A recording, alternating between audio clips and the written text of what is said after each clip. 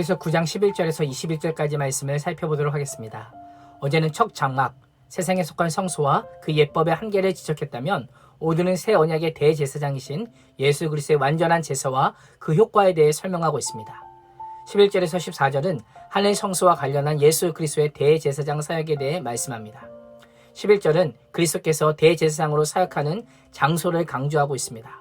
예수님의 사역 장소는 첫 장막과 달리 세상 피조물에 속하지 않고 사람의 손으로 세워지지 않은 더 크고 온전한 장막, 곧 하늘 성소입니다.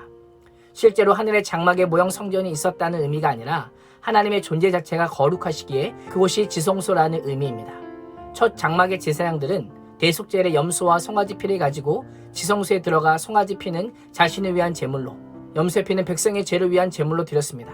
그러나 완전한 대제사장인 예수님은 자기의 피, 그 십자가의 죽음을 제물로 삼아 영원한 속죄를 이루고 하늘 성소에 들어가셨습니다. 이로 인해 그리스도께서 하나님께 나아가 우리를 위해 중보하실 수 있고 영원토록 모든 믿는 자들을 온전히 속죄할 수 있는 것입니다. 예수님은 옛 언약의 온전한 성취를 위해 이 땅에 오셔서 십자가를 통해 우리의 모든 죄의 문제를 해결하시고 부활 승천하심으로 현재 하나님의 보좌 우편에서 하늘 성수의 왕이자 대제사장으로 계십니다.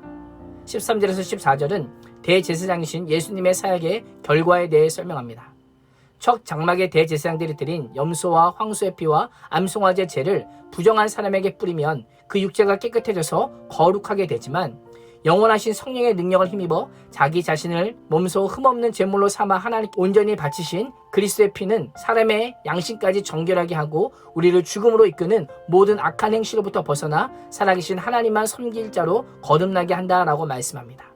허물과 죄로 죽은 우리가 예수 그리스도의 피의 공로로 힘입어 죄가 없는 죄인으로 여겨져서 하나님 앞에 담대하게 나아갈 수 있게 된 것입니다. 15절에서 22절은 새 언약의 중보자로서 예수님을 소개합니다. 15절은 새 언약의 중보자 예수님의 사역과 결과에 대해 알려줍니다. 예수님은 첫 언약 아래서 저지른 모든 죄에서 사람들이 구원하기 위해 자기 자신을 대속의 제물로 바쳐서 십자가에 죽으심으로 하나님께서 부르시는 모든 사람들로 하여금 약속된 영원한 위업을 물려받게 하셨습니다. 예수 그리스도의 죽음은 옛 언약 백성뿐만 아니라 모든 사람의 죄를 해결하는 최종적이고 완전한 죽음인 것입니다.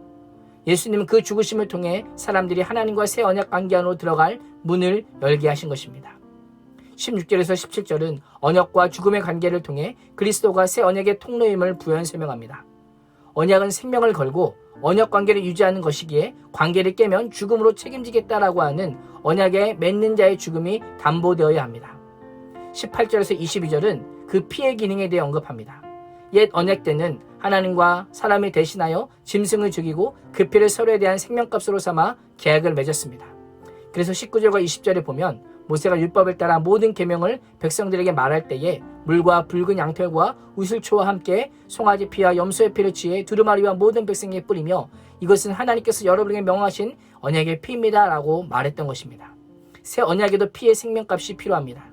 이번에는 짐승이 아니라 예수님, 예수 그리스도 자신의 피가 새 언약을 위한 목숨값으로 드려졌습니다.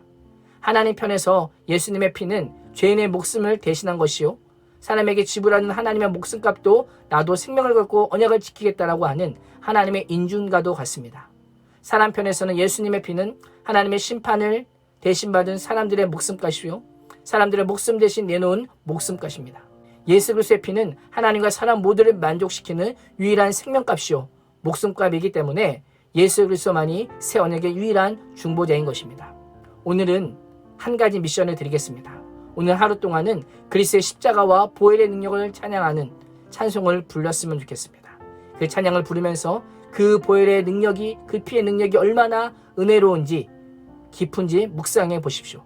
찬양을 묵상하면서 좋은 찬양이 있으면 댓글로 공유해 주시고 또 받은 은혜도 댓글로 남겨주시면 감사하겠습니다. 오늘도 예수 그리스도의 피만이 죄를 속하고 나를 거듭나게 하고 영원한 기업의 약속을 얻게 하는 유일한 선물임을 기억하며 예수 그리스도의 피의 능력을 찬양하는 복된 하루가 되시기를 축원합니다. 기도하겠습니다. 하나님, 새 언약의 중보자이신 예수님의 죽음과 그 피의 의미가 무엇인지 말씀을 통해 알게 해주심에 감사합니다. 예수 그리스도의 피의 능력과 권세 아래 푹 잠겨 사는 인생이 되게 하여 주시고 날마다 그 피의 능력을 선포하고 자랑하고 고백하는 삶을 살게 하여 주옵소서. 예수님의 이름으로 기도합니다. 아멘.